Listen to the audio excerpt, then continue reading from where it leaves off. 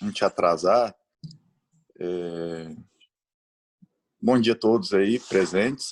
O pessoal vai chegando aos pouquinhos, vai acabando de entrar. É um prazer para nós hoje ter na nossa educação continuada o Dr. Roberto Botelho, colega cardiologista intervencionista de Uberlândia, e que é um dos precursores, aí, um dos primeiros a entrar no ramo aí da telemedicina no país, conhece muito sobre o assunto e com certeza tem muito a falar e muita experiência sobre esse tema. Então, Roberto, a palavra é sua. Obrigado. Deixa eu ver se eu não estou no mute. Obrigado, Adriano. Um prazer, como eu te disse, falar de transformação digital para o grupo de vocês é ousado, porque o Silvio, a Alessi, é um talento que vocês têm aí. Sim. Eu brincava, eu chamo o Silvio de autista, tamanha a velocidade de conexão dele. Eu não conheço nenhuma interface humana que tenha melhor desempenho na tecnologia. E, de fato, você vê em 99, nós juntos, eu e o Silvio, encontramos um pessoal das Forças Armadas Americanas, o Steve Hurd. Esse cara nos levou aos Estados Unidos e nos deu uma plataforma que fazia em 99 a sincronização de slide com vídeo. Vocês imaginam, 99. O maluco do Silvio, com um computador Apple, um notebook Apple, e esse software, fez o primeiro media streaming da América Latina. Nós estávamos em Uberaba, num evento científico, o Silvio sentado assistindo, com o computador no colo, ele entrou e fez o primeiro media streaming da América. Ele vai lembrar muito bem disso. Então, começou por aí. Depois, ele foi a capa da revista da Apple no Brasil. Foi o Apple Case Brasil, que todo o nosso circuito de PACs estava hospedado numa plataforma Apple. Então, a minha alfabetização digital, ela começou e continua com o Silvio, né? O Silvio é um cara fantástico. E foi 1 a 2 anos, o Fabiano me ligou que ele ia organizar um evento em Goiânia. Uma das coisas mais espetaculares que eu já vi, o conteúdo. Daquele conteúdo, Fabiano, eu me expus a uma network que gerou negócio. E até hoje está gerando negócio. O Fabiano, há coisa de 15 dias, me apresentou um time interessante que está montando uma operação nos Estados Unidos. Nós já nos reunimos com ele. Então, Goiânia, vocês criaram aí um magneto que tudo que eu vou falar aqui para os residentes e tudo que eu vou falar são projetos que nós já estamos fazendo. Goiânia é um centro privilegiado. Muito poucos centros na América Latina têm essa massa crítica que vocês têm aí para entrar nesse tema, que é a revolução digital e o novo modelo médico. E esse modelo é novo mesmo. E é desafiador. Esse slide, essa primeira foto, eu mostro aqui para vocês uma foto que era a maquete de um projeto nosso. Essa maquete foi construída em 2012, 8 anos atrás. Aqui teria um hospital de 20 mil metros quadrados. Isso aqui seria uma torre clínica com 200 consultórios. Aqui atrás é um centro educacional com 20 mil metros quadrados. Isso aqui é uma torre de hotel e um retrofit de um shopping. Pois bem, agora, 8 anos depois, essa é a entrada do shopping. Aqui está o shopping com retrofit, paisagismo. Aqui o hospital com 22 mil metros quadrados. E nessa vista aqui a gente tem uma visão do hospital com a torre clínica no pôr do sol. Aliás, esse aqui é o pôr do sol. Então, esse projeto eu estou mostrando para vocês porque, veja, isso aqui foi feito em 8 anos. Esses 8 anos, nós pegamos o fim do mandato de um governo extremamente complicado, a crise econômica. E por que eu estou mostrando? Porque esse ambiente ele nasceu dessa transformação digital. Porque aqui dentro nós temos 200 consultórios embarcados com plataforma de teleconsulta, que é a Connex. Eu vou falar mais na frente. Esse hospital ele usufrui de robô A gente tem aqui o Da Vinci, ele faz toda a complexidade cardiovascular, o sistema dele está integrado com esse sistema de clínicas e nós anonimizamos a base de dados. Então, o que a gente faz aqui dentro, a gente, de fato, veio do digital. E eu sempre falo, e é muito bom falar para os jovens, né, para os residentes, porque esse slide aqui é um slide do Gordon Moore. O Gordon Moore, em 1965, ele estava começando a Intel. Em 65, ele profeciou, baseado no conhecimento dele do desenvolvimento dos chips, ele profeciou que a capacidade computacional iria dobrar a cada 18 meses, mantendo o mesmo preço. Esse aqui é no detalhe, dobrar a capacidade computacional mantendo o preço. Isso traz uma transformação exponencial na capacidade de processamento por segundo dos computadores. Se você dobra a cada 18 meses e mantém o custo, a transformação que você traz daqui, naquela época, a gente não pensava que isso fosse trazer essa transformação para a nossa vida. Mas vocês estão muito habituados a essa informação.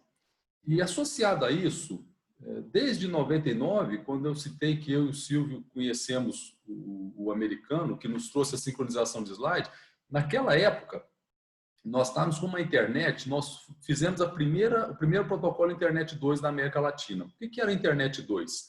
Era uma banda dedicada, ponto a ponto, fechada e de alta velocidade. Esse alta velocidade, a definição de banda larga era 2 mega por segundo. Vocês vejam o que aconteceu de lá para cá. Eu estou falando de 99. Hoje, 55% da população do mundo está conectada. Aqui na América Latina está perto de 70%. O que significa que nós estamos com 60% da população mundial de 6 bilhões de pessoas fazendo upload e download todo dia, toda hora. Esses fenômenos, eles criam o substrato do que nós estamos conversando aqui, a transformação digital. Quais são os elementos mais importantes desse substrato? Um é esse do Moore, a capacidade computacional. O segundo, compartilhar essa capacidade computacional em nuvem. Compartilhamento em nuvem faz com que eu multiplique essa capacidade, porque eu posso compartilhar os computadores em qualquer lugar do planeta. E aí nós viemos para uma transformação cultural de plataformas. Porque se eu jogo isso para a nuvem, ele está acessível em qualquer lugar. Então, no fim do dia, essas duas coisas aqui e a capacidade de conectar com pessoas produzem uma maciça produção de dados. Hoje são 250 terabytes por dia, 250 milhões de terabytes por dia. Essa produção, em conjunto com a capacidade computacional de processar isso, cria o termo Big Data. Porque o Big Data não é só o volume do dado. O Big Data é o volume do dado e a capacidade computacional de processar esses dados. Esse ambiente, permeado por algumas variáveis, e nós vamos discutir aqui para frente, Internet das Coisas. A Internet das Coisas começou ali com o GPRS, né? Os mais jovens talvez não vão lembrar, porque a gente vem de uma telefonia celular que começou lá com GPS, depois evoluiu para o GPRS. O GPRS ele permitiu empacotar dados, e com esse empacotamento de dados ele pôde integrar voz e internet. E aí começou a comunicação de máquinas. E da comunicação de máquinas veio a internet das coisas, que as coisas passaram a estar conectadas na internet e você usar a internet das coisas. Então, passou a ser comum você ter o controle de estações de transmissão elétrica através da internet, você ter controle de estoque de prateleira através de sensores e você fazer reposição. Essa evolução foi natural para a internet das coisas médicas, ou internet das biocoisas médicas. E a gente passou a ter comunicação de device médico com a internet e com as pessoas. Então, hoje é comum você ter internet embebida em dispositivos biológicos que mandam sinais para as pessoas. Você pode fazer, por exemplo, já estão começando com cápsulas de endoscopia, que a pessoa engole a cápsula e vai embora para casa. E um outro elemento é a inteligência artificial. Com esses três fenômenos, a gente cria uma estrutura para o ambiente de saúde muito diferenciada. Agora, a medicina que eu fiz, que o Fabiano fez, que o Silvio fez, ela vivia num ambiente completamente diferente desse que vocês têm hoje. Hoje há uma infraestrutura, e eu estou falando dessas bandas, mais para frente eu vou falar do 5G, mas hoje a disponibilidade de banda permite que a gente faça isso aqui. Isso aqui era um sonho em 2005. Era impossível fazer uma reunião dessa com tantas pessoas conectadas simultaneamente. Então, essa infraestrutura mudou a nossa vida. Segundo ponto, o desenvolvimento de hardwares, e aqui eu vou chamar a atenção desses sensores. Esses sensores que vão se embeber na vida humana sob forma de wearables. O outro elemento é o elemento de software. O software está interferindo aqui na infraestrutura porque ele melhora a banda, ele melhora a disponibilidade, ele melhora a latência.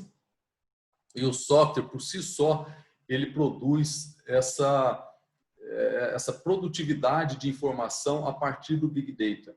Então, nós estamos num ambiente que a prática médica, a pesquisa clínica, a gestão hospitalar, aí de Goiânia, a gente conhece um pessoal da Universidade de Goiás, da Federal de Goiás, que desenvolve algoritmos de inteligência artificial e a partir de dados da conta do paciente, da conta, que dia que ele internou, quanto custou, que procedimento ele fez, dados da conta, eles podem prever eventos, né? Fizeram um desenvolvimento aí para diabetes. Então, quando eu jogo aqui dentro genômica, proteômica e a capacidade monstruosa de diagnóstico que vem disso aqui, esse ambiente médico é um ambiente que ele é extremamente desafiador, porque quem não tiver inserido nele vai ser deletado, mas ele é oportunidade. Eu acho que para a geração de vocês e para quem está aí em Goiânia, ele é oportunidade. Até porque há um conceito de arquétipo de subconsciente coletivo, e nesse arquétipo de subconsciente coletivo, vocês absorvem o subconsciente das pessoas. Então é aquilo que a gente dizia que entra por osmose. Agora, essa plataforma, ela está para sofrer um salto fenomenal. É o salto do 5G. O 5G, ele não é só uma banda. Como banda, ele é 100 vezes mais rápido que o 4G. Sendo 100 vezes mais rápido que o 4G, estando embebido nas coisas móveis, ele vai trazer 3 elementos que são os ápices desse triângulo. Um é essa banda larga móvel. Então, nos dispositivos, o Flávio está na bicicleta. Com 5G, ele vai conseguir ver holografia na bicicleta. Então, essa banda larga móvel vai ser 100 vezes mais rápida e disponível com o 5G que já está aí. O segundo elemento é uma telecomunicação ultra confiável e com baixa latência. Quantas vezes a gente está fazendo uma vídeo cai a linha?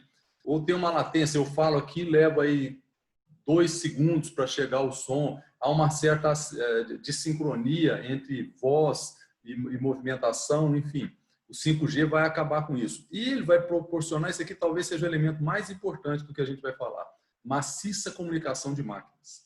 Essa maciça comunicação de máquinas, onde for a criatividade de vocês. Aqui, então, é uma oportunidade para usufruir, mas também é uma oportunidade para startup, para gerar novas oportunidades. Vocês podem embeber toda a prática médica em máquinas.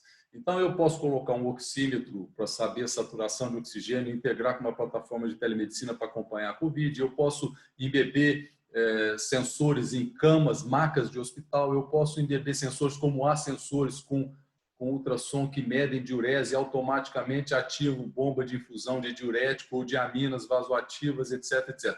Então, essa maciça comunicação de máquinas, ela já desperta na indústria médica, dos dispositivos médicos, um fenômeno de oportunidade. Então, a gente cria aqui um substrato, esse substrato do 5G, ele vem e potencializa o que já estava pavimentado para a internet das coisas médicas. Isso aqui, eu acho não, é o que está escrito, né? Eu vou falar mais na frente das previsões do Goldman Sachs, a internet das coisas médicas, ela já tem a sua pavimentação. Os dispositivos são vários e a indústria continua construindo microdispositivos que são implantados simultaneamente. A capacidade de software, o processamento computacional, mais para frente eu vou falar em que pé nós estamos. As plataformas de nuvem, que compartilham e aumentam a potência dos computadores e levam a uma capilaridade impensada. E os diferentes aplicativos, hoje, 2020, 1 em cada 5 pessoas estão utilizando esses aplicativos móveis, wearables e analytics para controlar a saúde. Analytics é um fenômeno. Eu ficaria aqui um dia para a gente conversar sobre como a Analytics tem mudado a nossa vida ao entrar na nossa base de dados. Só para dar um exemplo para vocês, vem aqui essa previsão do Goldman Sachs. Goldman Sachs prevê que essa é a terceira onda da internet. Em 2025, que é daqui a pouco, teremos 46 bilhões de dispositivos conectados, dispositivos de IoT. Esse aqui é um exemplo real de um relógio que tem oximetria, que se comunica com um aplicativo de teleconsulta e permite o monitoramento de pessoas com Covid. Com isso, houve uma previsão do pessoal do Kurzweil, que escreveu Singularities Near. Vale a pena ler esse livro, recomendo para os residentes. E depois eu passo esses slides para vocês, que por volta de 2040, um computador de $1.000, porque o chip vai aumentar de capacidade e não vai aumentar de preço, um computador de $1.000 vai processar mais que todos os cérebros humanos. Isso é uma previsão do passado, que vinha na lei de Moore. Por que é do passado? Porque agora, em outubro do ano passado, vejam que loucura, foi publicada na Nature a supremacia quântica. O que foi essa publicação? Vale a pena vocês visitarem essa publicação. Os autores, foram vários autores dessa publicação, vou mostrar quais são, eles fizeram em 200 segundos o que os melhores supercomputadores atuais fariam em 10.000 anos. Então aí eu paro e convido vocês a refletir sobre isso. A proporção de 200 segundos para 10.000 anos. Esse salto, ele extrapola completamente a previsão do Moore, de que a gente teria um crescimento exponencial. Eu não sei nem que nome dá isso. Então, esse chip quântico, ele vivia um desafio. O desafio principal dele era o aquecimento. Então, conseguiram resfriar esse pedacinho de silicone, de sílica, resfriar para que ele fizesse esse número de teraflops de processamento por segundo. Isso é impensado. Esse fenômeno, quando eu vi a publicação, todo mundo questionou, inclusive a IBM questionou, achou que não era possível. Mas vejam quem está por trás dela. Google, NASA, Universidade da Califórnia, Nürnberg e a Universidade de Michigan. É muito difícil, mas se a gente for muito pessimista e filtrar, e vamos considerar que metade disso seja verdade, já é uma transformação, né? Nós vamos falar de 400 milissegundos, 400 segundos para 10.000 anos, ou 200 segundos para 5.000 anos. Essa proporção, ela modifica radicalmente o nosso pensamento. Por isso que não há mais paciente. O que a gente diz hoje, há um consumidor, é o customer, que ele chega a nós, ou nós vamos chegar a ele. O Eric Topol diz que é o contrário, né? Ele que vai ceder o horário na agenda para a gente, totalmente empoderado. Um device móvel desse, um smartphone desse aqui, hoje tem mais capacidade do que os computadores da NASA na década de 60. Então, essa pessoa, ela vai chegar aqui na Inglaterra já ao conceito do Patient Knows Better, que é o PKB. Ele carrega o seu prontuário, os seus dados, e ele senta com o médico, ao lado do médico, não é mais atrás da escrivaninha, para compartilhar e tomar decisão conjunta sobre o seu futuro.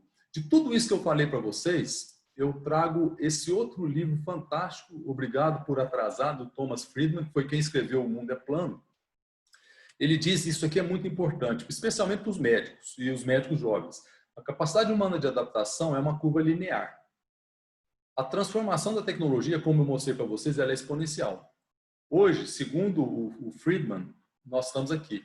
O que significa que já se ultrapassou a capacidade humana de adaptar. Então, o homem não consegue adaptar. Por isso que a gente vê o Conselho Federal de Medicina, a Lei Geral de Proteção de Dados, RIPA, e que não consegue acompanhar.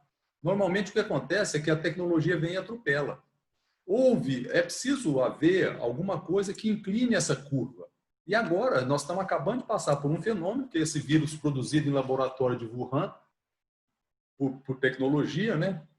Esse vírus conseguiu acelerar um pouco. Ele tirou o regulatório e ele acelerou a exposição e a flexibilidade humana de adaptação. Então, os regulatórios gerais, e não foi só na assistência, quando se liberou a teleconsulta, foi também nos comitês de ética, quando aceleraram os processos regulatórios para trazer informação, então, e não foi no mundo inteiro. Esse fenômeno é um fenômeno que tem que estar na nossa cabeça. Por quê? Esse aqui é a foto do médico atual. Isso aqui é o residente aí do INCORE. Esse residente, ele tem uma sobrecarga de dados, eu vou mostrar mais adiante. É exigido dele uma eficiência operacional monumental para entregar uma medicina personalizada. A melhor arma que nós temos para isso é a medicina digital. Sem ela, a gente não consegue. E a que ela se propõe?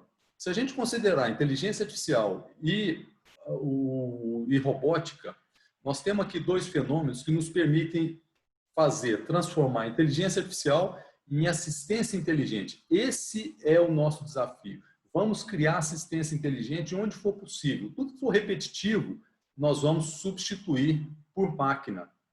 E toda a área do conhecimento humano, de transporte automotivo, de segurança, de esporte, está sendo impactada. A saúde também dessa maneira. Agora, vejam vocês, residentes, esse aqui é um slide antigo, de 2012, publicado em 2012, mostrando o crescimento exponencial da informação em saúde. Dizendo que para um residente se manter atualizado, ele tinha que ler, em 2012, 19 artigos por dia.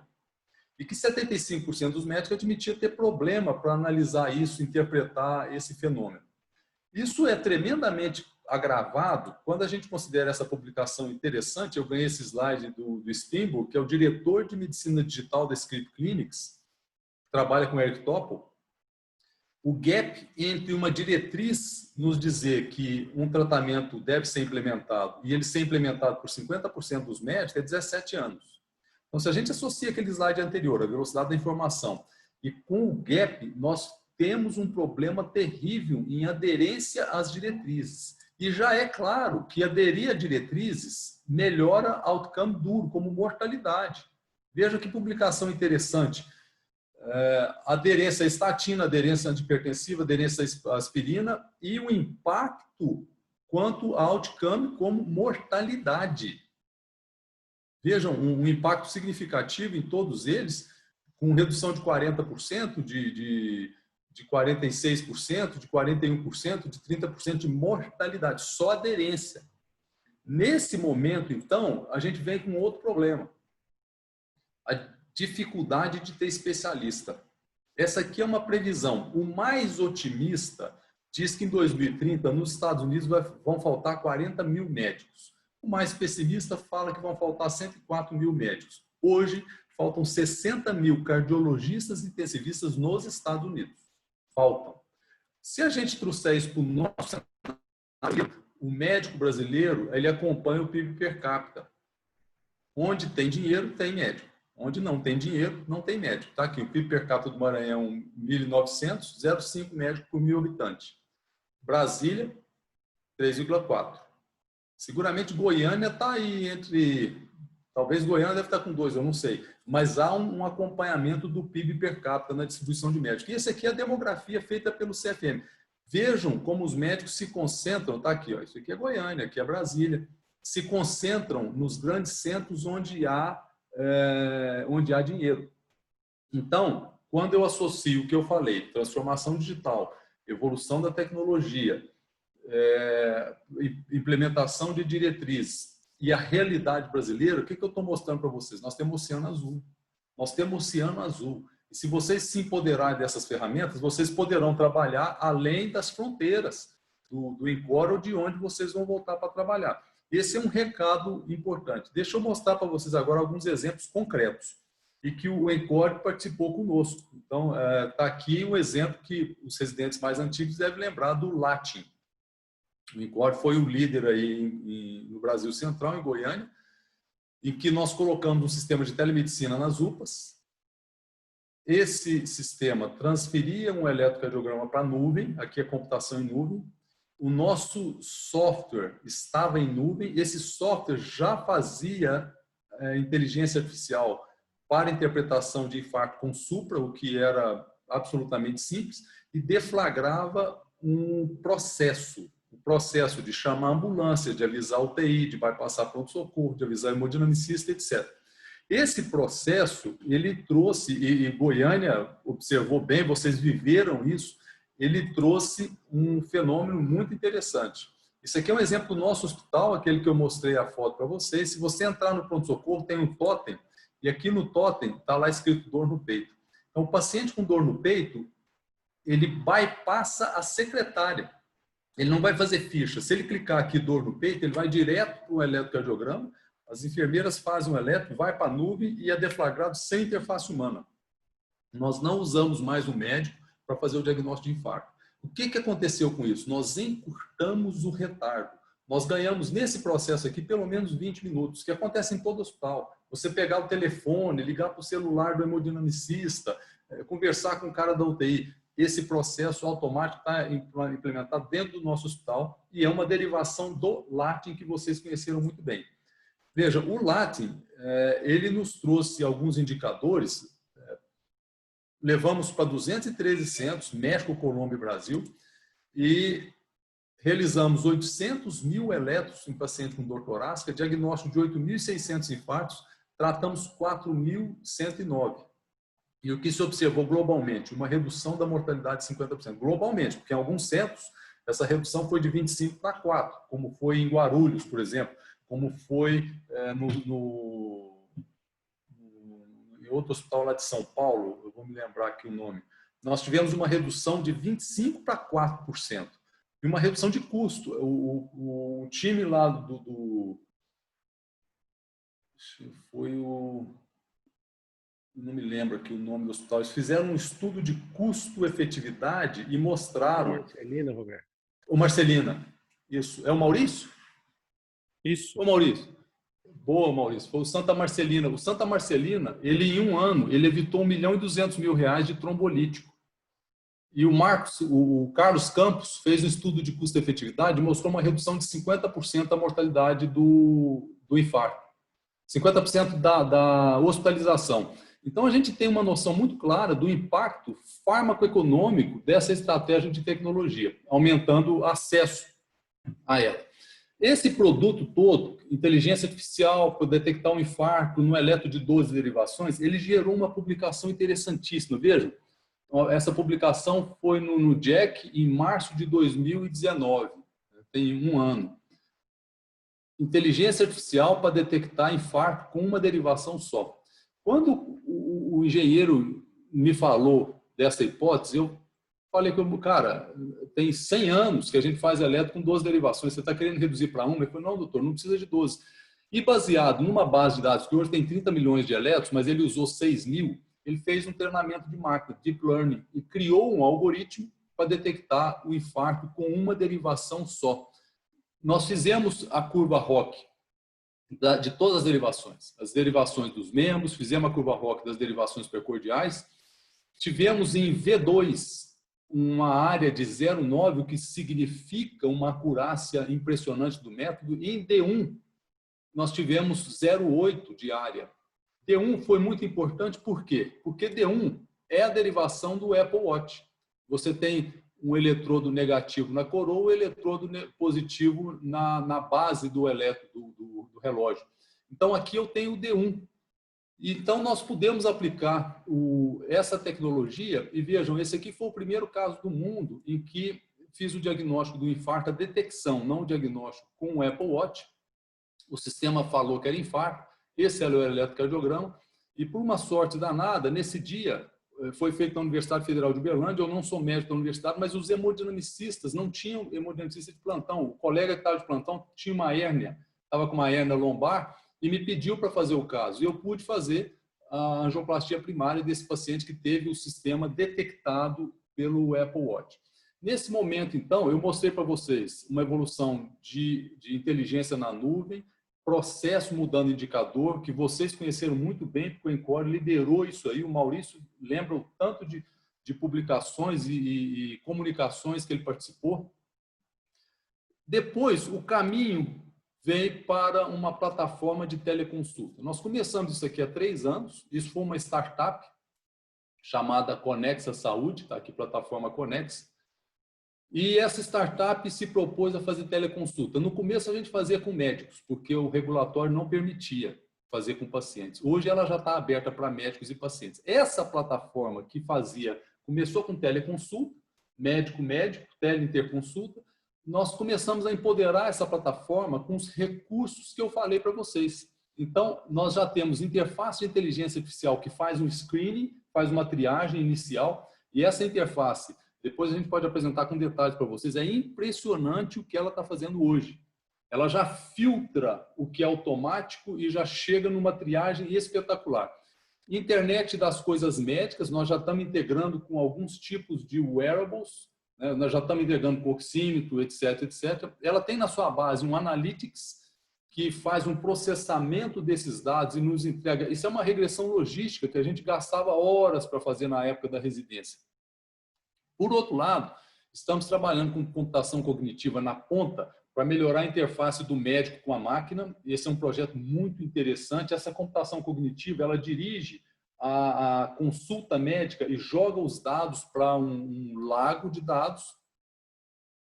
E implementamos blockchain para anonimizar esse dado de lagos. E com isso a gente está trabalhando, eu vou mostrar para vocês agora, nos próximos slides, o projeto de evidência de mundo real. Eu até convido, depois vou sentar com vocês, viu, Maurício, para a gente levar essa rede de pesquisa que nós estamos implementando em blockchain. Esse conceito todo nos trouxe o conceito da estratégia de porta digital. Essa estratégia de porta digital é que essas ferramentas nos capilarizaram. Hoje nós fazemos 14 mil teleconsultas por dia, a maior plataforma de teleconsulta do Brasil, a maior da América Latina, fazendo 14 mil teleconsultas por dia. Cada uma dessas teleconsultas, empoderada com essas ferramentas, é uma mineração de dados para essa estratégia. Nós temos, em paralelo a essa operação de teleconsulta, e o Silvio participou dessa operação, o Silvio, na época, coordenava toda a equipe médica dessa operação. Nós temos uma operação de laudos. Essa operação ela está em toda a América Latina. Eu trago aqui como exemplo para os residentes de startup, porque essa foi uma startup que nós começamos, o Silvio começou comigo em 1997.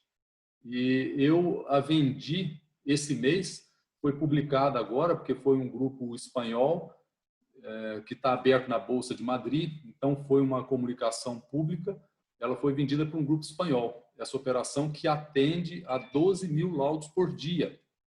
Esse conjunto de 12 mil laudos por dia, ele me traz aqui, esse aqui é o Analytics, é Tableau na base de dados. Eu faço uma pergunta para o Analytics, ele me fala quantos exames eu tenho naquele período, quantos estados, quantas cidades brasileiras, eu posso fazer correlações geográficas, climáticas, de poluição, étnicas, econômicas, o que eu quiser, e trazer dados consolidados. Já tem muita gente fazendo pesquisa na nossa base de dados. Nós temos colaborações com várias organizações, Mayo Clinic, Harvard, Stanford. Nós estamos trabalhando com essas organizações e elas estão explorando a nossa base de dados de 30 milhões de eletros. Com isso, se eu tenho, esse slide está desatualizado, são 12 mil laudos por dia, conexa 14 mil teleconsultas por dia. Criamos um data lake e eu preciso anonimizar esse data lake. E hoje nós temos uma plataforma, nós estamos implementando blockchain para esse dado de lagos. Nós anonimizamos, nós separamos o dado do metadado e criamos um lago e com blockchain nós conseguimos anonimizar, mas também conseguimos atribuir. É uma ferramenta fantástica e nós podemos levar isso para o Encore. Nós podemos colocar isso aqui na base de dados do Encore. Hoje, essa ferramenta que nós começamos para a anonimização de dados em pesquisa já está sendo implementada para segmento da conta do paciente e redução de glosa. Essa ferramenta já hoje está no mercado, devemos estar com mais de 100 hospitais que utilizam para reduzir a glosa. No nosso hospital, foi reduzida de 60 para 20 dias a experiência do fluxo da conta de um paciente. Isso é um impacto fenomenal no custo. Finalmente, o último slide é a convergência de tudo isso que eu falei para vocês e é a principal recomendação que eu dou para um grupo que tem residente, que faz residência médica. Vejam essa publicação do New England sobre Real World Evidence. O que é Real World Evidence? Incorporar diversos tipos de evidência para gerar informação em saúde. O que é esse conceito? Esse conceito, nós criamos já uma nova startup, já tem CNPJ, que ela se chama Brazilian Real World Evidence Network. E o que ela faz? Ela entra num centro de excelência, como o INCORE, e busca as informações dos prontuários, de todas as prescrições médicas, de todos os wearables que os seus pacientes vão passar a usar. Hoje, todos os nossos pacientes, Maurício, eles estão saindo do hospital com o aplicativo da teleconsulta e as enfermeiras fazem o segmento de teleconsulta pós-intervenção com eles. E eles têm acesso para uma área protegida. E aí eu busco dado disso. E das prescrições da farmácia. A integração desses dados, você, com aquelas ferramentas que eu falei para vocês, computação cognitiva, anonimização, você faz um fenômenozinho, que é a fenotipagem computacional. O que é isso? A computer language, ela pega um dado, ela entra num data lake e pega o dado de texto não estruturado e transforma em dado estruturado. Aí eu torno palatável para o computador para gerar real world evidence. Então, qual é o nosso projeto? Nós já estamos com 4 unidades, nós estamos com Uberlândia, Juiz de Fora, Natal, Belo Horizonte, e seria um prazer levar para vocês. Nós estamos criando uma rede de centros físicos de pesquisa clínica, mas empoderados para esse data lake. A gente joga o upload de todos esses dados. E a gente já sabe, nós trabalhamos com o pessoal de telecom que já nos fala o que vai acontecer agora com 5G. E como que 5G vai acelerar isso. Já há muita publicação sobre esse fenômeno. Então, com isso, eu concluo aqui dentro do tempo para que a gente possa discutir com vocês como que é o mundo do novo médico. O novo médico, o médico que vai sair da residência aí do INCORE com esse DNA digital, é um médico que seguramente ele é diferente dos outros e ele tem muito mais do que a ameaça do digital, porque o digital vai ameaçar. Tem um professor de Harvard que diz que aquele que for substituído pelo computador merece. E então, hoje, essa diferenciação ela é tão sutil, porque se você não se alfabetiza nesse ambiente, você está ameaçado a ser substituído. Por exemplo, radiologia, a dermatologia, tudo que for automático, tudo que for repetitivo, vai ser... Eu digo que esse sistema de inteligência artificial, automação, robótica, ele vai substituir a ineficiência. Onde houver ineficiência na sua prática, vai ser substituída. E todos nós sabemos o quanto nós somos ineficientes. Se você parar para analisar seu dia, nós somos muito ineficientes. Então, essas ineficiências circunstanciais, nós vamos ter que deletar da nossa vida, porque não vamos sobreviver mais com ela. Nós seremos deletados do sistema. E o outro lado da moeda? Às vezes, os médicos ficam preocupados e presos naquele conceito, olha, os convênios estão pagando pouco, não estão valorizando o currículo, nossa, mas o convênio tal não me valoriza, não adianta fazer pós-graduação, ter currículo, ter título que ninguém paga mais, não é por aí. É o contrário, nós temos que buscar eliminar as nossas ineficiências e transformar esse dado, que é a maior riqueza do sistema de saúde. Nos Estados Unidos, os dados de saúde desse ano, 2019, produziram 300 bilhões de dólares, muito mais do que o orçamento da saúde da Espanha. Com isso, eu concluo aqui o meu compartilhamento para a gente poder conversar com vocês.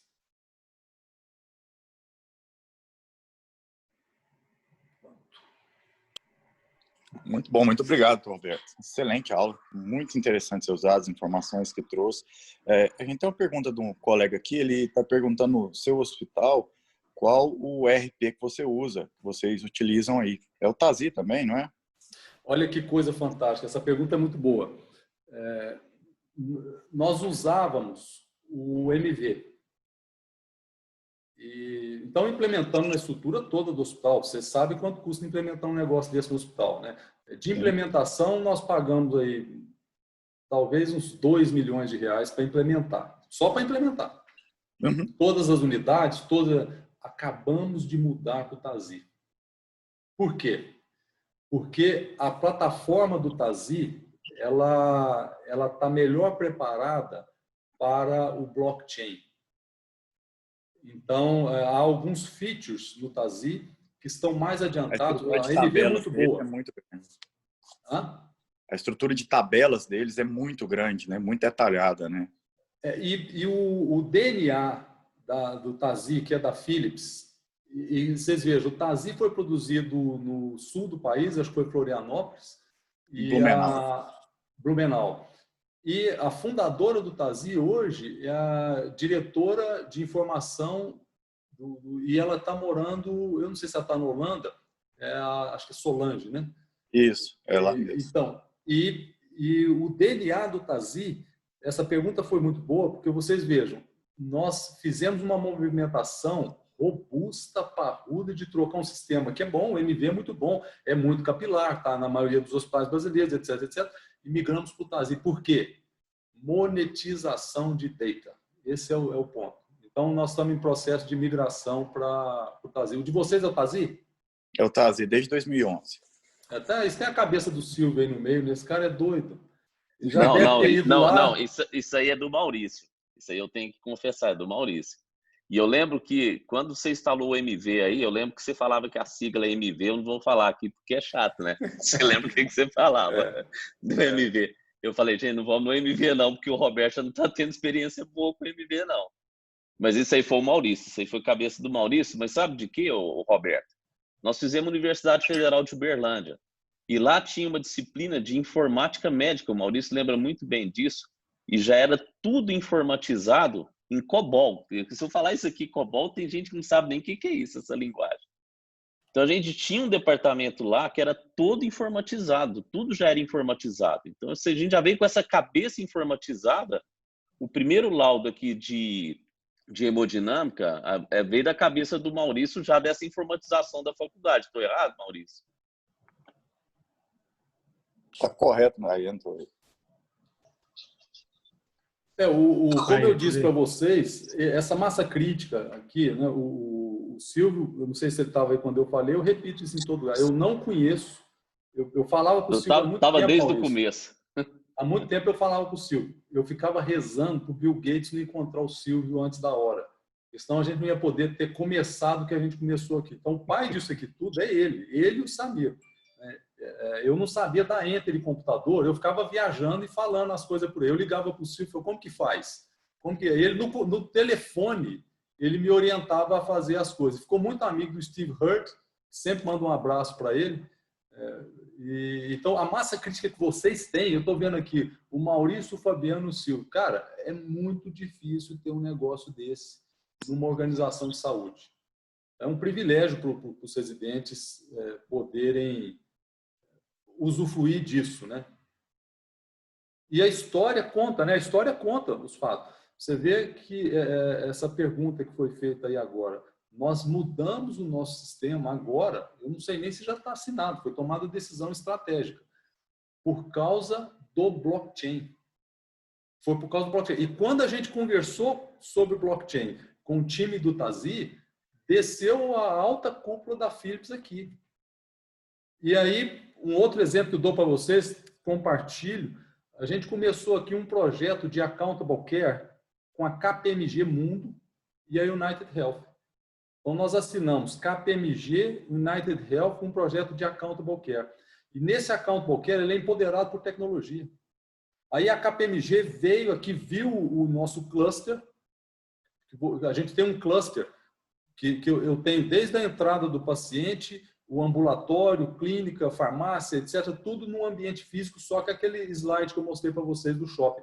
Então, ali se identificou um cluster para implementação de accountable care. Só se implementa accountable care se você tiver o acompanhamento horizontal completo do paciente. Senão, você não faz um accountable care. E para fazer um accountable care, você precisa ter tecnologia para que você possa compartilhar os dados com transparência. Essa interoperabilidade ela é um desafio terrível. Então, sem tecnologia, não precisa nem começar.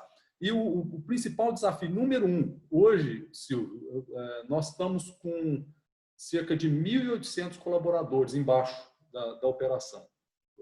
Eu falei aqui, você viu, nós vendemos a ITMS. Dentro desses 1.800, qual que é o desafio da nossa organização de qualquer outra? Gestão de pessoas.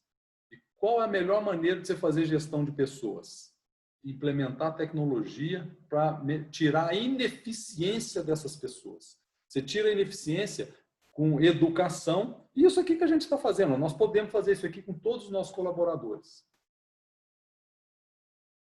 Roberto, tudo bem?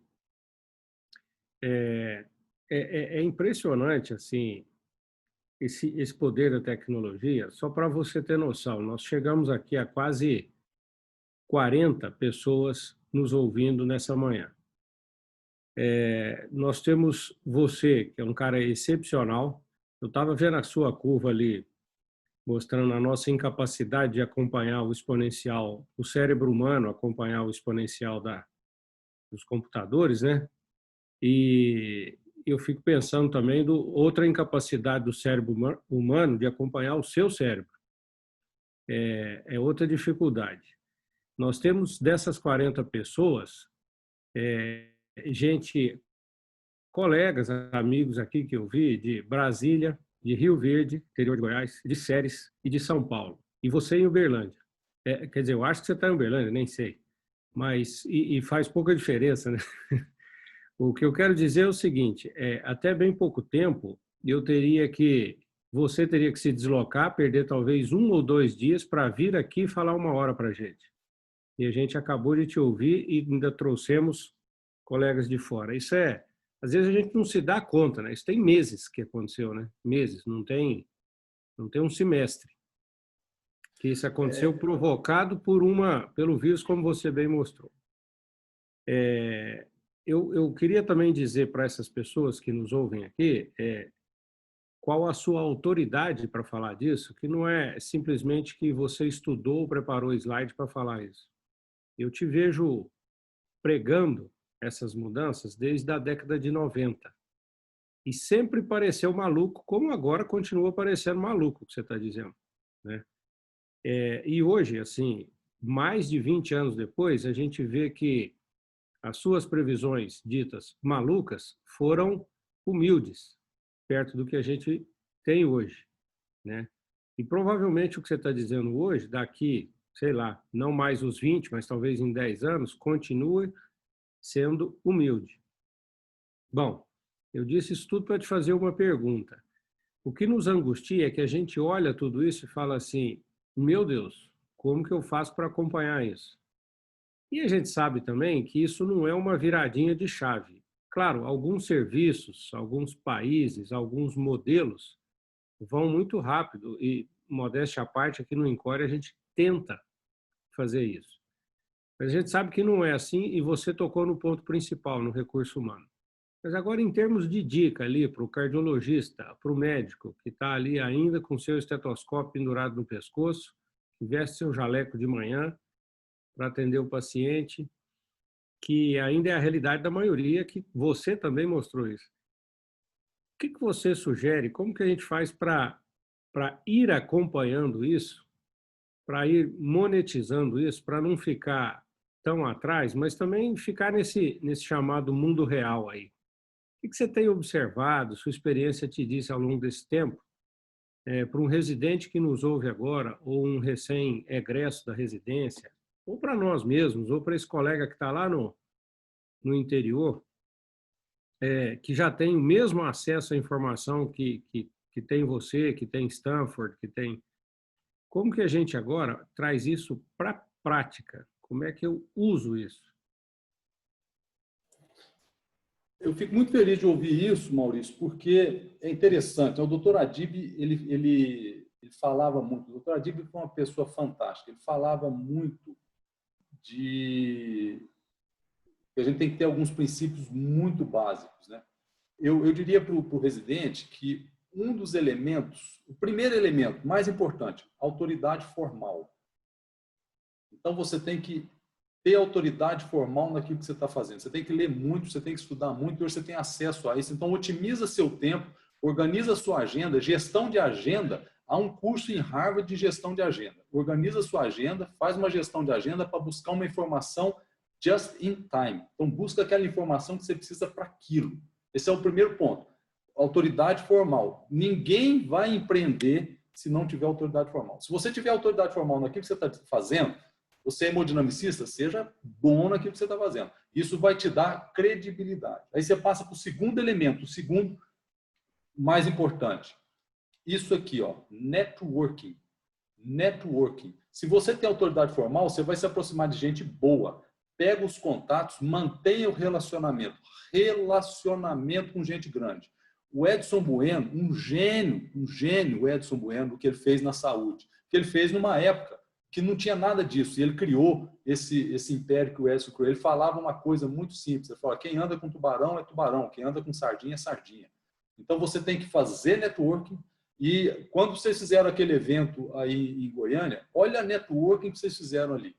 Você lançou uma faísca. Então, o segundo elemento para os residentes que estão... E eu fiz isso quando eu fiz a residência lá no Dante. O Dante era na Torre de Mabel. A gente tinha gente do mundo inteiro. Todo dia passava gente do mundo inteiro. Todo dia tinha alguém do Thorax Center, tinha alguém do Washington Hospital, tinha alguém do Mount Sinai. Todo dia. Então, era encontrar aquela pessoa e relacionar com ela, mas com autoridade formal. Se você não tiver autoridade formal, não vai funcionar. Então, se você mostrar autoridade formal para aquilo, essa rede de relacionamento ela vai se multiplicando e ela entra no seu arquétipo subconsciente coletivo.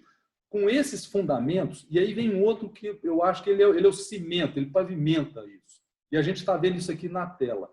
É uma figurinha, hoje eu estou com 31 anos de formado. Impressionante, vocês podem acreditar. Você tem que ter valores morais. Se você tiver valor moral, tiver coerência e integridade, o que você falar hoje, você vai repetir daqui a 20 anos. A transparência é um fenômeno muito importante nesse ambiente de startup, porque você gera credibilidade. E é o que vocês fazem, né? Então, com esses elementos, você vai se expor a essa oportunidade. E um último elemento também muito rico, já tem um best-seller sobre isso, que é um livro chamado Efeito Silo. Saia do silo. Você não é médico, você não é cardiologista, você não é obstetra, você não é dermato, você não é médico. Você é um humano que tem um espectro de habilidades. Conecte essas habilidades e amplie. Aquela que você não dominar, busque. Então, eu sou médico, eu tenho que entender de Excel, eu tenho que saber fazer um plano de negócio, eu tenho que buscar me aproximar do pessoal do mercado financeiro. Nós acabamos de receber agora um investimento, também está público, na plataforma Conexa. A Conexa ela se desprendeu no meio e veio um fundo americano, General Atlantic, e aportou recursos na Conexa e nos levou para os Estados Unidos.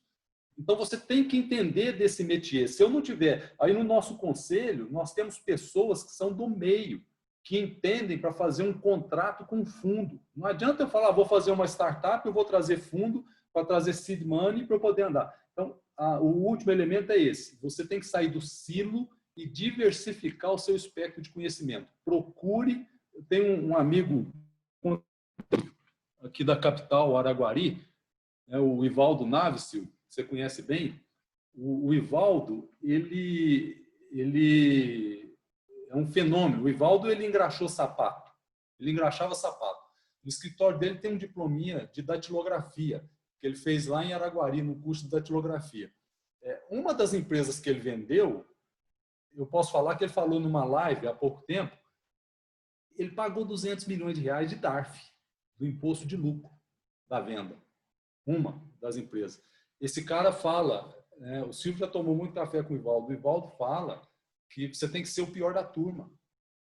é muito bom ser o pior da turma. Você está num ambiente que você fica constrangido da sua limitação. Eu, quando sento no conselho da Conexa, eu não sou o pior da turma. Eu tenho que prestar vestibular para me candidatar ao pior da turma. Do tanto de gente boa, que preparada, muito mais evoluída do que eu. Então, a gente ter essa humildade e perceber que você tem que procurar ser o pior da turma. Aproxima daquele pessoal bom demais. E há uma tendência natural, e na medicina tem muito disso. A pessoa se afasta dos bons, porque ele quer ser o melhor da turma. Então, se você inverter isso, fala, não, peraí, eu não estou muito confortável aqui em Goiânia, porque eu estou melhor da turma. Sai, vai buscar uma maneira de você ser o pior da turma. Com esses elementos, hein, Maurício, a coisa flui naturalmente. E sem algum deles, ela não anda. Não anda. Se você não tiver transparência, se você não repetir daqui 10 anos o que você falou hoje, se você não sair da caixa nesse silo, aí eu costumo falar para os jovens, onde eu vou? Eu falo, olha, quando você estiver no MIT, me manda um e-mail. Quando você tiver um Nobel, me manda um e-mail. Cara, eu já estou recebendo e-mail de gente do MIT. Eu posso dar um exemplo aqui do Marco Aurélio, que foi para Stanford, depois ele foi para Cleveland, agora assumiu a diretoria do Grupo Américas, da United Health aqui no Brasil, vocês estão sabendo. O Marco Aurélio, ele veio para Uberlândia, o Silvio estava aqui na época, ele veio como um residente de Belo Horizonte, o Jamil me ligou, Roberto, arranja uma vaga para esse menino. O pessoal queria matar o Marco Aurélio aqui, porque ele tinha feito residência em Belo Horizonte, não era em Rio e São Paulo, etc, etc. O Marco Aurélio, nós sempre dá uma melhorada. Falei com o Patrick Serraios, o Marco Aurélio conta essa história. Está aí um exemplo, que ele me mandou uma mensagem uma vez, que ele estava saindo de Cleveland para ir para o MIT. E fez esse ciclo todo. Então, para essa moçada jovem, eles vão enfrentar um oceano azul fantástico e a gente vai ver uma diferença muito grande. Aqueles que... Tinha um professor nosso na faculdade, lá em Uberaba, que dizia que ninguém larga a medicina. É a medicina que larga as pessoas. Então, alguns aqui, eu não sei a idade das pessoas, mas alguns correm o risco da medicina os deixar. E hoje a medicina está muito menos apegada a nós. Ela nos larga muito mais rapidamente. Ela não está tão fiel, não. Então, se você entrar nesse ambiente, nesse network, nessa oportunidade, eu acho que ela não vai querer te largar e ela vai te promover a fazer uma medicina cada vez mais interessante. É muito mais interessante fazer medicina hoje do que na época que a gente estudava com o Linneu. Vocês foram aluno do Linneu também, na farmacologia, né? Sim, ele deu aula lá em Uberlândia de farmácia. Para mim, ele deu aula lá. O Maurício acho que deu aula também, não deu, Maurício? O Linneu, Miziara? Não, na época eu não peguei o professor Linneu. Acho que ele estava fazendo algum curso fora, alguma coisa assim. A figura. Mas conheci. O Maurício e Roberto, só para comentar em relação ao 5G, há 10 anos atrás eu fui em Bordeaux para ver um sistema de ablação remota que o médico ele só ficava no joystick de uma cidade controlando o catéter dentro do coração de um paciente para fazer a ablação. E há 10 anos atrás isso esbarrava justamente na latência que você falou, Roberto. Porque ele mexia no joystick e tinha um delay para poder o catéter mexer. Isso aí atrapalhava completamente o procedimento. Isso aí vai acabar com o 5G. Eles estão refazendo o sistema de modo que o indivíduo hoje vai fazer a ablação de casa, Maurício. Imagina um negócio desse, sem latência nenhuma na hora que tiver o 5G. Ele mexe o joystick, o catéter vai ter resposta imediata do que ele está fazendo. Então, o que está vindo aí, eu tive a oportunidade de ver isso aí em desenvolvimento pela Johnson, em Bordeaux, que é o centro que eles desenvolvem isso. Vai ser uma revolução na eletrofisiologia e na cardiologia intervencionista, eu creio que na hemodinâmica também, que é um negócio que, igual o Roberto falou, a gente vai ficar meio jurássico aí nesse... Quem não acompanhar isso, a medicina realmente vai largar, vai desconectar, porque é uma evolução, esse negócio do 5G não é só a velocidade, é a latência. Então, a gente vai poder trabalhar em tempo real de onde você estiver. O 5G ele é um pacote, né? Não é só telecom. Não. Eu repito, Silvio, falar de tecnologia para o Silvio é petulância. Isso é porque ele tá bem intolerante aí, porque eu não posso falar de tecnologia para o Silvio. Isso é o cúmulo da petulância. Mas o Silvio conhece bem o Eduardo Saad, né? O Eduardo Saad, o Saad foi para os Estados Unidos. E tá eu não lá em sei se Miami. você sabe, o André agora foi convidado para assumir o lugar do Josephson no Beth Israel, em Boston, que é o hospital da Harvard. Ele me ligou a semana passada que ele vai levar o sistema de laudo de eletrologia que eu fiz, que ele acha fantástico, para mostrar para o pessoal em Harvard. Então, assim, igual você falou, a conexão, você está conectado com pessoas que estão girando aí para poder crescer com isso aí. E ele tá levando, porque não existe isso lá. Ele está fazendo o laudo lá no SOS Card, já termina, o laudo já está no fax, já está no WhatsApp do paciente, já está completamente conectado. Então, nós vamos levar esse pacote para a própria Johnson mostrar isso aí. E o Saad está usando também. Vale a pena você conversar com ele, porque o Saad, ele usa a Conexa lá em Miami. E ele fez uma live, nós participamos de uma live, ele deu uma aula brilhante. E ele publicou uma diretriz, saiu uma diretriz da Sociedade aí de Eletrofisiologia americana, Harter, College, ele etc. participou da americana. Olha aquela diretriz. Ele publicou lá as plataformas confiáveis de telemedicina, colocou lá a Conexa. Ele está usando a Conexa. Ele falou na live, 75% das consultas deles são por teleconsulta. E na sua área, que é a eletrofisiologia, você não precisa muito do contato médico, você tem que ter o traçado tem que ter dado. E ele está utilizando. Então, essa transformação é uma transformação. E aí o Silvio está voltando aqui em network. Olha que loucura de network.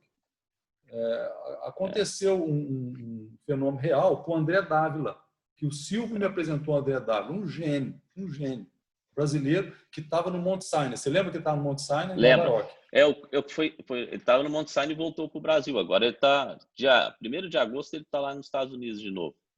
Tem um grupo americano que desenvolveu um PET, que é um looper, que é um PETzinho muito simples. Esse grupo foi visitar o Mount Sinai. O gerente de tecnologia deles era suíço. Esse gerente foi visitar o Mount Sinai e encontrou o Ávila, o André, lá no Mount Sinai. E falou com ele, falou, olha, você tem alguma referência na América Latina? Que eu estou indo para a América Latina e eu preciso falar com alguém lá. O André pegou um cartão meu, da ITMS, o cartão entregou para esse cara.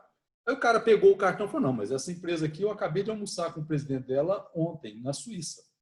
Ele tinha almoçado com Hans Pies. Não é possível. O André pegou o telefone de Nova York e me ligou. Eu estava no almoço, a esposa falou, não vai atender o telefone, eu vou atender, esse número não identificado aqui é internacional. Era o André. Eu falei, escuta, essa empresa que você me falou está na Suíça? Eu falei, tá. O cara, olha o que é networking, o que é sincronicidade. E o André encontrou esse cara, o cara pegou o avião, veio aqui para trazer essa solução e eu mandei ele para o Chile, ele sentou com o Francisco para implementar esse looperzinho, que é um negócio maluco. Então, você volta para um ponto e olha o que nós estamos falando. Nós estamos falando do Saad, nós estamos falando do André Dávila, nós estamos falando do Silvio Alessio, que o Silvio põe esse povo tudo no bolso. São pessoas muito, muito boas, mas o cérebro dele, o Silvio, tem que tomar remédio para controlar as sinapses cerebrais, né? Se der corda para esse cara, a coisa... Eu contei fato real. 1990 e pedra, esse cara fez um streaming do computador. Eu estava na mesa lá de discussão, que estava no andar mais alto, e o Silvio sentado lá embaixo. O que esse cara está fazendo no computador? Ele virou a tela do computador, não esqueça disso, ele virou a tela e me mostrou, ele estava transmitindo o streaming de uma reunião em Uberaba. Então o cara usou uma conexão móvel, eu não sei de onde... Um mega na época que tinha. Não, isso foi quando? 98, 99? 99, foi 99. Dali então, nasceu a reunião do Dante, né? Exatamente. Aí o Steve trouxe para a gente aquele software e nós criamos reuniões clínicas Dante Pazanese. E conectamos. Ele coordenava, o Silvio coordenava a conexão de 1.400 pontos em 1999. Você lembra? Na época a gente fez uma parceria com a Apple, né? A Apple Brasil.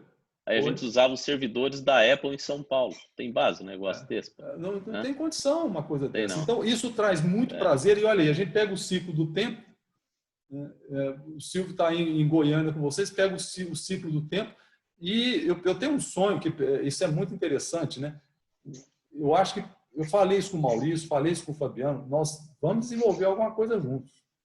Porque todo dia tromba alguma conexão. E outra coisa que nós temos em comum, nós estamos no interior. Nós estamos no interior.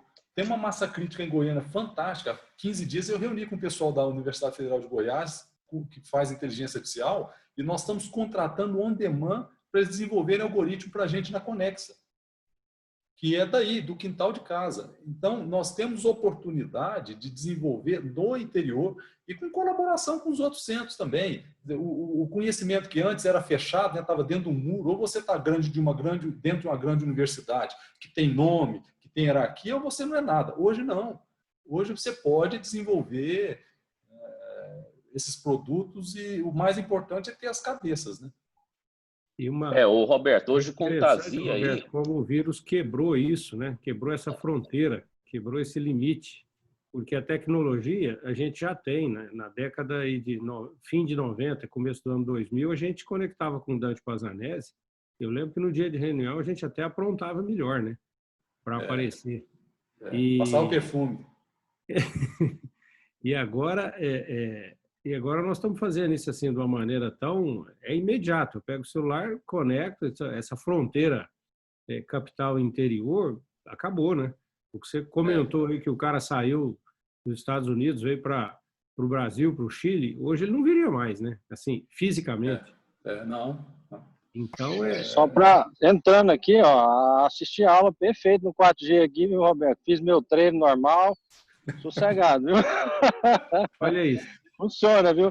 Não perdi. Eu falei, eu estava no dilema, pô, vou perder a aula do Roberto, mas não, eu preciso fazer minha planilha, porque se eu não treinar agora cedo, depois eu não tenho tempo, né? Eu falei, vou conectar esse negócio aqui, vai dar certo. Ficou bom, viu? Olha aí. Impensável, né, Flávio? Só ver slide. Impensável, bom demais. O Flávio, nós somos contemporâneos lá em São Paulo, ele estava no HCOR, né? Quem imaginaria que o Flávio ia vir para Goiânia? Então, essas coisas que estão nesse campo, né, que é um campo muito interessante do subconsciente, do arquétipo do subconsciente, nós temos que desenvolver alguma coisa junto. Nem que seja fora da medicina. Não foi por acaso, né, Roberto? Você é lá do Dante, sua turma só tinha cara fera, né? E eu era residente do HCOR da Beneficência Portuguesa, e durante a semana, alguns dias, eu ia lá para o Dante, estava lá Roberto Botelho, o Cláudio, aquele maluco lá do Ceará, né? Para não citar outros, né? Era um pessoal... E eu te falo, o nosso gatilho foi o Silvio. Ele começava a fazer essas coisas, mas ele nunca quis sair da eletriciologia e ir para um escritório. Eu acho que está chegando a hora, viu, Silvio? Eu acho que você já tomou muito raio-x. Não, agora a gente está fazendo exame sem raio-x, fluorless. O Saad é um defensor disso. Ultrassom e mapeamento eletroanatômico, e logo vai para o joystick. Então, eu quero ficar no joystick fazendo isso aí à distância. Isso não vai demorar muito, não. Largue, não. Eu nunca vi um cara apaixonado. Não, e você sabe o que é o mais interessante? Todos os mapas de arritmia, isso eu tenho que falar para o Fabiano. Todos os mapas que a gente está fazendo no Insight, no Carto, estão indo para um Big Data, todas as arritmias. De modo que na hora que você começa a mapear a arritmia com o Carto, ele já vai te falar o diagnóstico, você não vai precisar raciocinar. Ele vai falar assim, você tem que queimar, você tem que fazer a lesão aqui. Porque conforme o dado de não sei quantos mil bilhões de mapas que a gente tem, é essa arritmia. O negócio está evoluindo de uma tal forma que eu vou ficar só um espectador. Eu estava assistindo a aula do Roberto, eu estava lembrando de um filme que eu assisti esses dias, que eu recomendo, chama Corrente Alternada. Acho que é Corrente Alternada. É a história do Thomas Edison, que inventou a lâmpada, né? E do Tesla. Na verdade esse filme retrata a briga do Thomas Edison com um americano que era dono da empresa.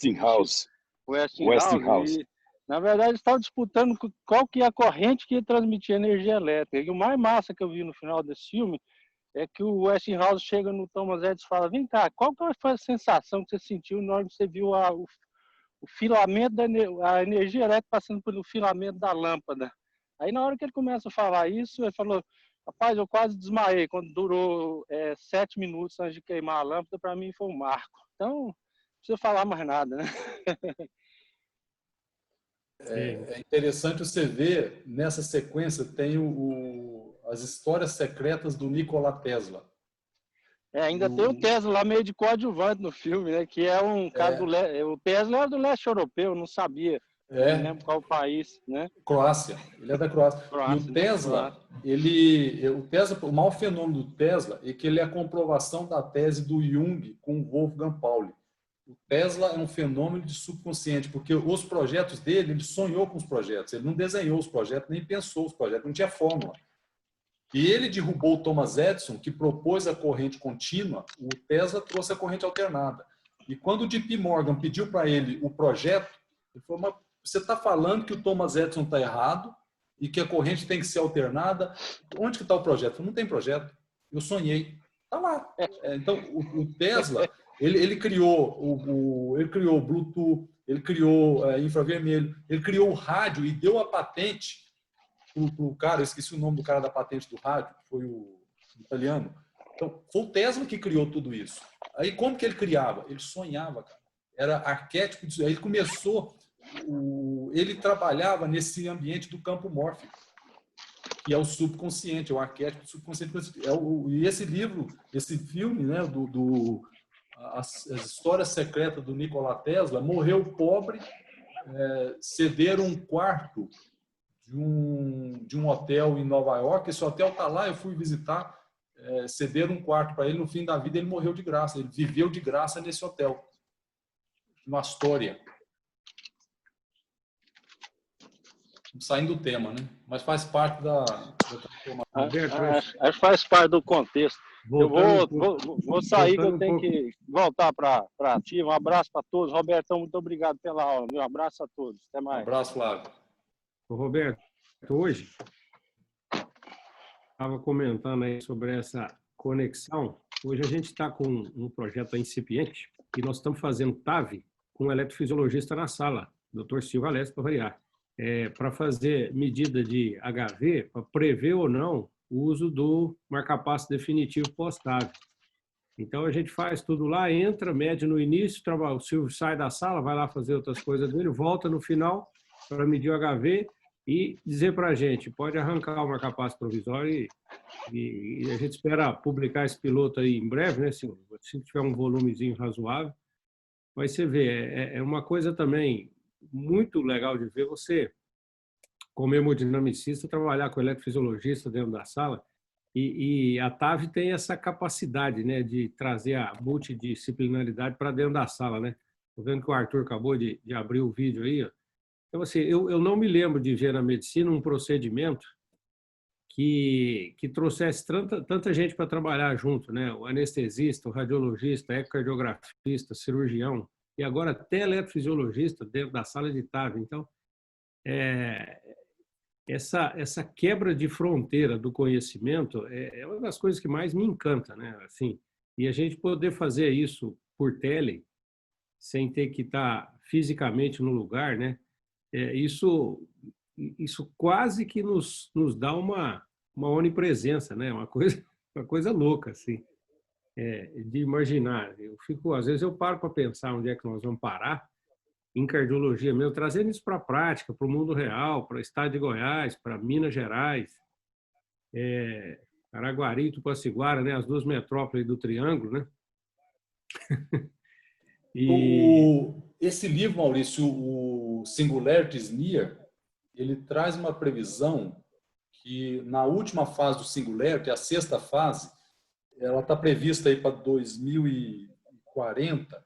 Ele diz que 85% do conhecimento estará depositado sob forma de onda e que o biológico e o digital vão fundir. Você não vai saber o que é biológico e o que é digital. Então, nós vamos estar embebido no conhecimento sob forma de onda no nosso entorno e você vai buscar essas informações nessa nuvem que é o campo mórfico. Então, esse exemplo que você trouxe da TAV, ele é muito interessante porque ele está sendo um embrião da busca dessas informações. Por enquanto, a gente ainda está na idade da pedra e usando esses meios físicos, né? Que você busca a informação. Eu sempre achei uma coisa assim, perda de tempo da automação, quando a gente pega uma tomografia para fazer a medida e escolher a válvula. Olha, eu vejo os colegas perder 1 hora para isso, e discutindo. Para lá. Isso é automação. É claro que tem que ter um algoritmo que vai pegar a tomografia automaticamente e falar, usa a válvula tal, infla tanto, para chegar em tanto.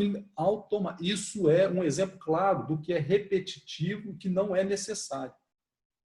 E a gente vai sintetizar esse conhecimento, perder menos tempo. E quando você traz essa massa crítica, né, você leva o Silvio para dentro da sala. O que acontece? O subconsciente dele está conversando com o seu, que está conversando com o anestesista, e dali vai sair alguma coisa diferente do HV. O HV está ali só como um satélite. Vai sair alguma coisa diferente que está no subconsciente de vocês. O Silvio fazia coronografia. Se você precisar de alguém para fazer coronografia, aqui ele fazia. Ele fez uma formação técnica de coronário, ele fazia exame diagnóstico aqui, porque a gente conversava, falava, não faz sentido o homem estar compartimentalizado. Não, eu sou hemodinamicista, eu sou eletrofisiologista. E eu falava com ele, Silvio, vamos fazendo aqui nos bastidores. O cara fazia coronografia. Quer ver um exemplo simples aí da prática, e falando um pouco de TASI, hoje no nosso pronto-socorro, os protocolos de atendimento estão todos no TASI. E a gente consegue medir a utilização pelo plantonista do protocolo. E a gente tem lá, repetidamente, mês a mês, acima de 95% de utilização dos protocolos. E o que isso garante? Assim? É uma coisa que a gente nem dá bola, mas foi difícil, viu? Foi difícil implementar, tinha muita resistência. Mas o que isso garante hoje? Isso faz com que a gente possa ter, no pronto-socorro, com essa dificuldade de médico que você também mostrou na sua aula, um médico menos experiente utilizando o mesmo protocolo do mundo, né? Então, isso dá uma nivelada, puxando para cima a maioria dos médicos, garantindo segurança, garantindo defesa profissional e garantindo melhor atendimento. E aí, ainda dentro desse tema, você vê, nós temos uma coisa muito simples, um grupo de eletrocardiograma, que esse plantonista, muitas vezes um recém-formado, que não sabe se ver, vou exagerar, o eletro de cabeça para cima ou de cabeça para baixo, ele tem imediatamente pessoas do nível do Silvio Alessi dando laudo de eletrocardiograma para ele no PS. Né? E aquilo que você falou, hoje você faz isso automatizado, né? Dentro de uma plataforma aí, foi o que a gente fez no protocolo LAT. Mas no dia a dia, às vezes você não tem que implantar uma estrutura dessa, e de uma maneira simples no WhatsApp você consegue ter esse respaldo, né? Você tem a avaliação do cirurgião, você tem um laudo de eletro do Silvio Alessi, você tem o cara melhor da radiologia daquele universo ali, dando um laudo de tomografia. E a gente já não se dá conta mais, já não percebe o valor disso. É impressionante, né? Como isso talvez está ali num segundo plano. Você ter essa segunda opinião, assim, imediata. Você se lembra bem que quando a gente fez o streaming lá com a reunião do Dante, o outro projeto que a gente tinha era de segunda opinião médica, né? Era de eu entrar e falar, Roberto, dá uma olhada nesse filme para mim, vê o que você acha. Mas aquilo era uma tecnologia pesadíssima, né? Que custou caro os aparelhinhos para você, para mim, que a gente investiu, né? E hoje eu posso te passar isso paralelo a essa reunião aqui pelo Zap, aqui eu te mando, você dá uma olhadinha, me responde aqui e a gente vai. Ao longo da reunião eu estava falando aqui com o Fábio Sandolo, discutindo um caso de fechamento de apêndice atrial. Assim, às vezes eu paro para ver, é impressionante.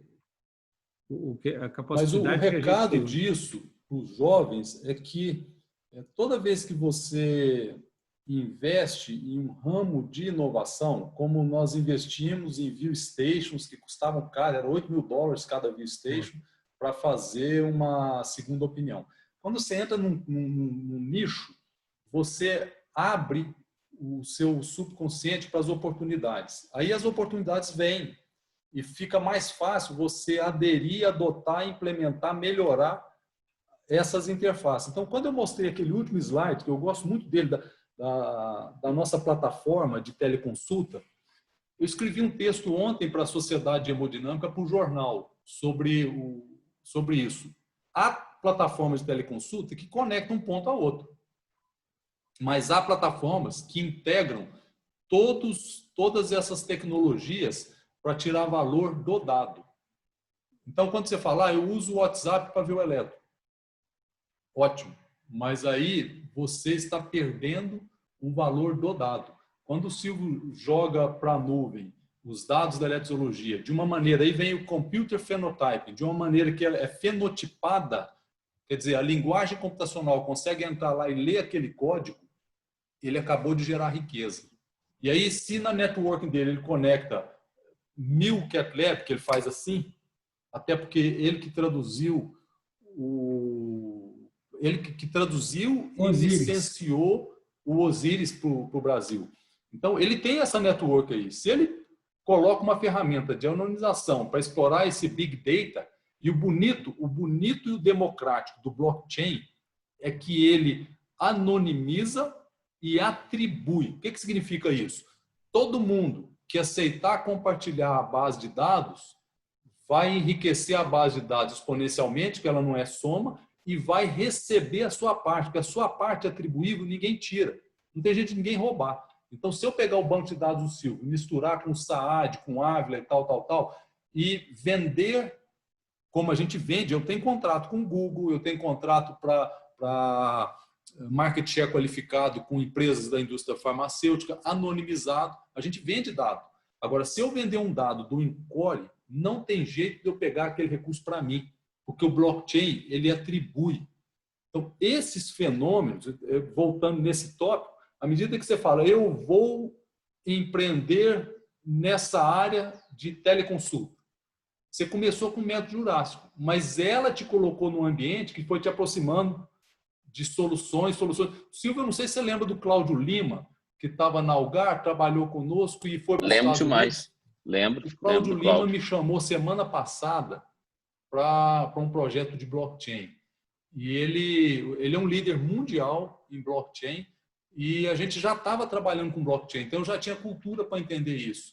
E estou com um grupo da Bélgica que está trazendo uma plataforma de termo de consentimento digital em blockchain, que é um e-consent. E onde que eu vou levar o e-consent? Eu vou levar para o aplicativo móvel. Para quê? Real World Evidence. Então, quando você entra numa área do conhecimento, você entra e criou o canal. Aí as pessoas começam a te ligar e falam, olha, você está fazendo teleconsulta com videoconferência, que você está comprando uma ViewStation de $8.000, eu tenho uma solução assim, você vai criando uma massa crítica e no fim, o engraçado é isso, que você joga no lixo um recurso, você gastou aí $50.000 para equipar o CatLab com isso. $50.000 foi para o lixo. Mas ali você gerou um conhecimento que gerou $2 milhões. E eu tenho experiência com isso. Em monetizar nesse ambiente de data. E esse ambiente de data ele vai diversificar. Ele vai sair do campo. Então, quando você pega e vai para... O Silvio lembra, ele estava aqui quando nós fomos conversar com a Volvo. Nós fomos conversar com a Volvo há uns 10 anos atrás, que a gente queria colocar no sensor do Volvo, o pedal shift do câmbio, como o Volvo era um carro da segurança, a gente queria colocar os sensores do eletrocardiograma para colocar um eletro de uma derivação no carro Volvo. Você lembra disso? Lembro. Na época a Volvo falou não. Não, isso aqui está fora do nosso nicho, vai interferir no nosso protocolo de segurança, nós não podemos deixar um terceiro entrar aqui, está fora do nosso foco. Sepultou o projeto. Agora, você imagina, o que custa para a gente com esse Apple Watch, que nós já temos a patente, nós registramos a patente tem 1 ano e meio, que detecta o infarto com uma derivação. Imagina se eu levo isso para a indústria automotiva, se eu levo para caminhão, o cara põe o dedo lá se ele está passando mal no estado, ele põe o dedo, eu tenho um algoritmo que faz o diagnóstico de FA, que faz o diagnóstico de infarto com uma derivação. Então, você tem que entrar para o campo da inovação. Ele vai te aproximar de pessoas e vai te afastar de quem não tem esse mindset. Porque tem um negócio interessante, que é aquele negócio que a foto fala mais do que a imagem. Então, quando você vê uma foto de um cálculo renal, você fala que é um cálculo renal. Se quiser ficar chique, é uma litíase, uma nefrolitíase, né? Mas quando você mostra isso para uma máquina, ela vê muito mais do que a pedra. Ela vê a composição, ela entra. O computador não pensa como o homem. Então, se a gente tiver essa cabeça aberta para isso, a possibilidade de inovação ela é monumental. E outro recado, Maurício, interessante que eu tenho vivido, e eu aprendi isso com um amigo que hoje está no nosso conselho e é sócio da Conexa, que veio dos conselhos do Paulo Lema. Coloca um moleque no seu conselho. Então, hoje, um grande exemplo, o melhor exemplo que eu tenho na minha vida de empresa disruptiva é a Conexa. A Conexa, nós fundamos, o fundador, que é meu sócio, o Fernando Domingues, tem 24 anos de idade. A cabeça do Fernando é um negócio inacompanhável. Não tem jeito de acompanhar. O moleque é um gênio, ele é um gênio do empreendedorismo. E aí ele trouxe, nós temos uns 150 colaboradores abaixo de 25 anos. Você sentar com esses moleques, aí você coloca um sênior, né? Nós temos o Romeu, que é o presidente do conselho da DAS. O Romeu tem cabelo branco. Você coloca um sênior junto com um moleque desse, cara, pode dar corda. Não tem jeito de dar errado. Não tem jeito de dar errado. Pode até demorar um pouquinho, né? Mas o retorno de você misturar essas gerações é um retorno. E a maioria dessas operações, se você pegar os grandes players, eles estão fazendo isso. Eles colocam os moleques, especialmente na área de computer science, você tem que ter uma molecada ali de 20 a 25 anos, e na saúde, na medicina, você tem que ter um cabelo branco. Essa mescla.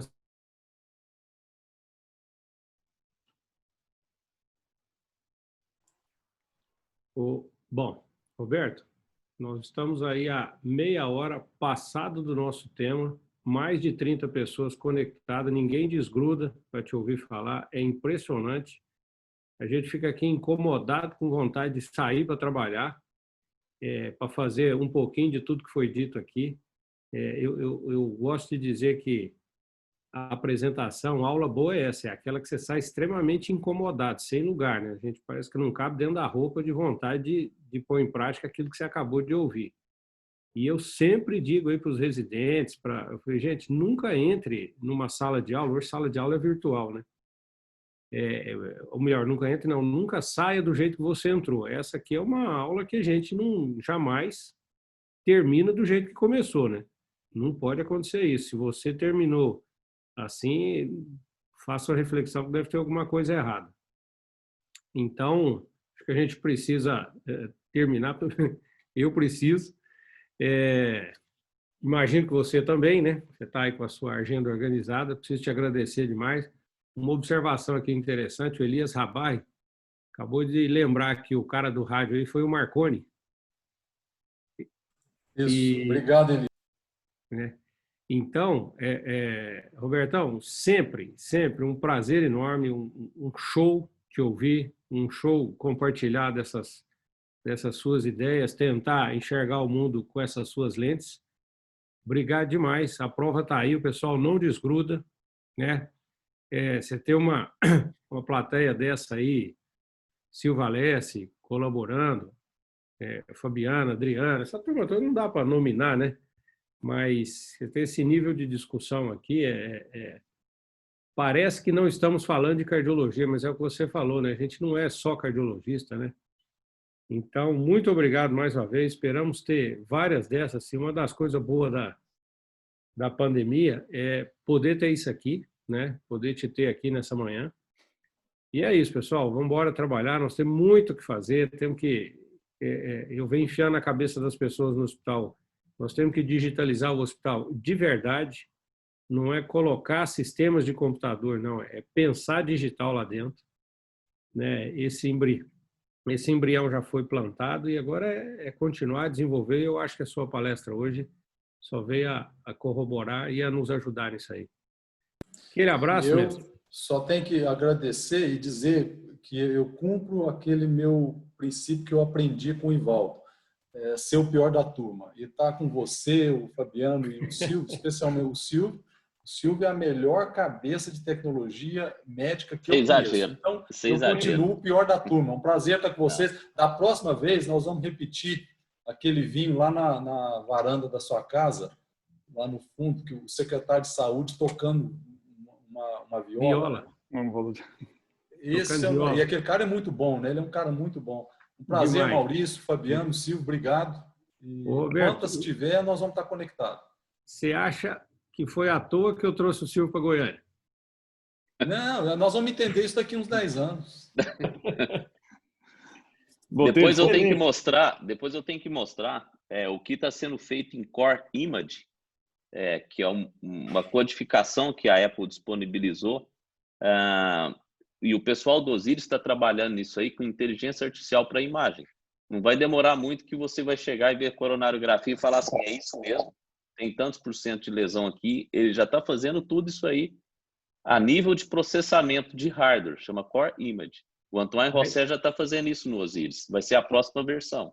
E nesse ponto, Inteligência... nós temos o que o Roberto falou, nós temos uma riqueza de coronariografia que é brutal, né? De imagens. Pensa pegar aquele banco de dados, já falei isso para o Antoine Rosset. Aí é o que o Roberto falou de conexão, né? O Antoine Rosset é um radiologista que desenvolveu o Osiris, que gosta de cardiologia, ele gosta de laudar exame de cardiologia, ele que faz a programação de TAV. E isso que o Roberto falou, de ter que ficar calculando 1 hora o ângulo de projeção, já falei isso para ele. Ele tem um plugin, esse plugin está meio atrasado, ele está atualizando esse plugin que existe no Osiris para poder fazer a melhor projeção de você colocar o tamanho da válvula. Tudo isso está passando para Core Image. E eu acredito que daqui uns 2 ou 3 anos isso aí vai estar tudo automatizado. Impressionante. É um prazer estar com vocês. Roberto. É presencial. Roberto, eu me senti aquele aluno lá do fundo da sala, virado para a parede de orelhinha. O mais burro. Então, assim, eu acho que essa aula sua foi simplesmente só para agregar mesmo a gente. E queria te agradecer novamente aqui. Mais uma aula espetacular. E espero estar com você aí, tomando um vinho em Uberlândia, quando a gente puder estar junto aí mais novamente. E vai ser um prazer recebê-lo aqui sempre, tá? Quando você estiver aqui em Goiânia, avisa a gente aí que a gente reúne também, tá bom? Eu que agradeço, Fabiano. Muito obrigado pelo apoio de sempre. A aula ficou gravada, viu? Depois a gente manda o link. Ótimo. O Silvio não ia deixar por menos, né? Não, esse aí foi o Adriano que arrumou. Esse aí é o Adriano e o Max que estão arrumando isso aí. Ok. Muito bom. Obrigado, viu, Adriano? Um abraço a todos. Eu que agradeço. Muito obrigado, doutor Roberto. Excelente sua aula. Essa sensação de incômodo que o Maurício falou realmente fica batendo na gente. A gente quer sair e fazer hoje. A gente não pode deixar isso cair no esquecimento, né? Todo dia a gente tem que pensar que tem muito para evoluir e, enfim, em algum momento a gente chegar próximo dessas pessoas que todos foram citados aí, todos vocês aí que estão fazendo a diferença.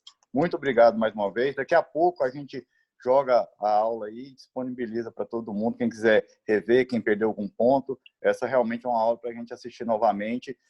Parece aqueles filmes muito densos, né? Você acaba sempre perdendo alguma informação e quando você assiste novamente, você vai agregar muito mais valor. Tá bom? Muito obrigado pelo seu tempo, pela disponibilidade. Bom dia. Uma ótima semana, um bom dia aí. Tudo de bom. Mais. Um abraço. Até.